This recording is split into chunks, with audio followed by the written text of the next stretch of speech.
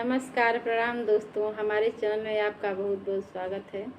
आज मैं एक कजरी गीत सुनाने जा रही हूँ। आप लोग को अच्छा लगे तो लाइक एवं सब्सक्राइब शेयर ज़रूर करें और कमेंट में ज़रूर बताएं कि हमारा गीत आपको कैसा लगा। आज रतिया में देखिला सपनवा सखी, है घर सजनवा सखी ना।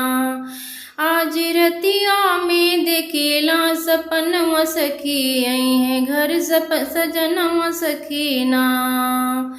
आई है ससुरु हमारे लेके डोलिया कहाँ रे, आई है ससुरु हमारे लेके डोलिया कहाँ रे। अम्मा कहीं न दे तू कवनो बहनवा सखी, आई है घर सजनवा सखी ना।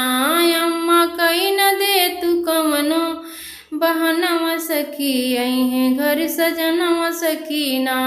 आज रतिया में देखिला सपनवा सखी, आई है घर सजनवा सखी ना।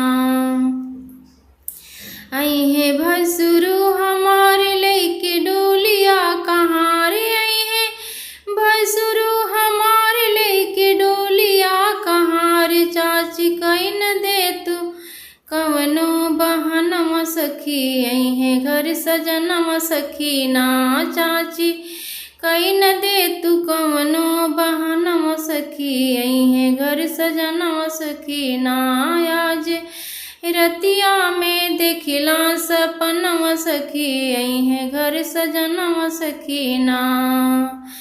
आई है देवरू हमारे लेके डोलिया कहाँ रे, आई है देवरू हमारे लेके डोलिया कहाँ रे। भाभी कहीं न दे तू कवनो बहनवा सखी, आई है घर सजनवा सखी ना। भाभी कहीं न दे तू कवनो बहनवा सखी, आई है घर सजनवा सखी ना। आज रतिया में देखिला सपनवा सखी, आई है घर सजनवा सखी ना। आज रतिया में देखिला सपनवा सखी, आई है घर सजनवा सखी ना।